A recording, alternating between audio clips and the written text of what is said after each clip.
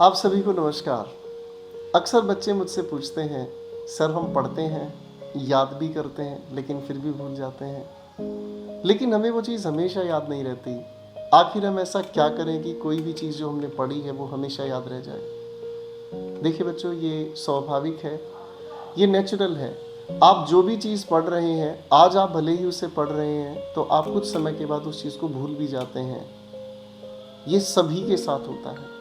आप इस चीज़ को अपने साथ, केवल सिर्फ अपने साथ ऐसा ना सोचें कि ये शायद आपके अंदर कोई कमी है। ये हर किसी के साथ होता है।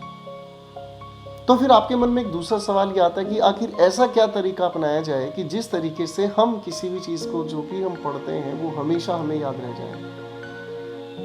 तो मैं आपको छोटी छोटी 5 चीज़ें बताऊंगा। इन 5 चीज़ों को अपने जीवन में उतारना, आपको परिवर्तन महसूस होगा। सबसे पहले पेशेंस। आपको पेशेंस रखनी होगी। जब आप पेशेंस रखते हैं, धैर्य रखते हैं, तो आप भटकते नहीं हैं। दूसरी चीज, रिवीजन। आप जब भी किसी चीज को दोबारा पढ़ते हैं तो ये सोचकर कभी ना पढ़ें कि मुझे पहला पढ़ा हुआ कितना याद रहेगा, अब मैं पढ़ रहा हूं तो क्या ये 100% मुझे याद रह जाएगा। सिर्फ रिवीजन का मतलब रिवीजन, सच्चे मन से रिवीजन करें। तीसरी चीज, कमिटमेंट। अपने से किया गया कमिटमेंट कभी मत तोड़ो। आपने अपने मन से अपने लिए कमिटमेंट अगर कर लिया कि मुझे पढ़ना है, मुझे पढ़ना है, इसमें कोई कंडीशन नहीं है, बस मुझे पढ़ना है, ये कमिटमेंट आपको जिता सकता है। इसके ठीक बाद आपको क्या करना है, रिपीटिशन। रिपीटिशन का मतलब जो भी चीज़ आपने पढ़ी है उस चीज़ को अपने मन में, शांत मन में उसे रिवाइज करना है। और एक आखिरी बात जिसे हम कहते हैं प्रेयर्स। आप जिस भी भगवान, ईश्वर, अल्लाह, खुदा, जिसे भी आप मानते हैं, जिस भी देवी देवता की मूर्त आपके मन में है, आप प्रार्थना करें। और अगर आप मूर्तियों की पूजा नहीं करते हैं, कोई बड़ी बात नहीं है, माता पिता हैं, अपने मन में उनका चित्र हमेशा आप रखें।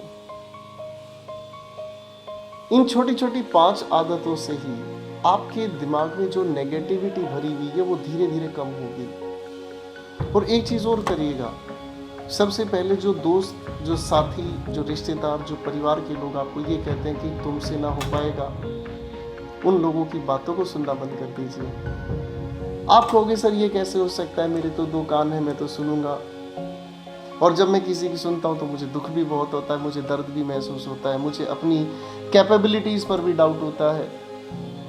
दोस्तों, जिंदगी आपकी है, खुशी आपकी है, गम आपका है, ये चुनाव भी आप ही का होगा।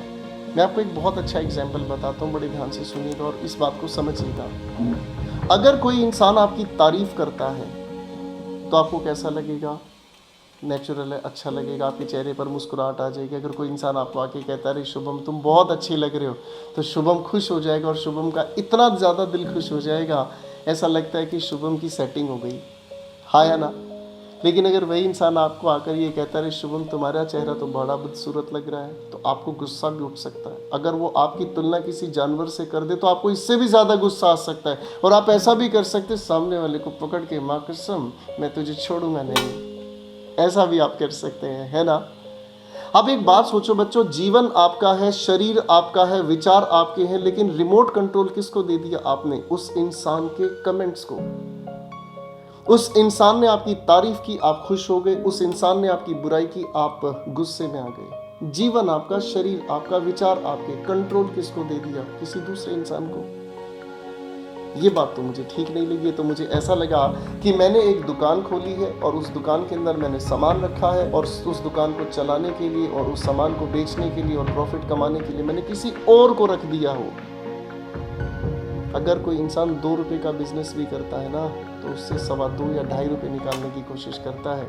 ये तो आपका शरीर है, ये तो आपके विचार हैं। महात्मा बुद्ध भी यही कहते हैं कि जैसे आपके विचार वैसा आपका जीवन बन जाता है। तो अगर जीवन सुधारना है तो इन विचारों को दिमाग में आने मत दो। अगर कोई इंसान आपके सामने बोलता है तो बस इतना ही कह दीजिएगा, वक्त आने दे बता देंगे तुझे ऐ साथिया, हम अभी से क्या बताएं क्या हमारे दिल में है। हमेशा पॉजिटिव सोचें और मेरी ये छोटी छोटी 5 बातें जीवन में उतार लीजिए। आपके जीवन में परिवर्तन आएगा और आपसे अच्छा कोई नहीं कर पाएगा।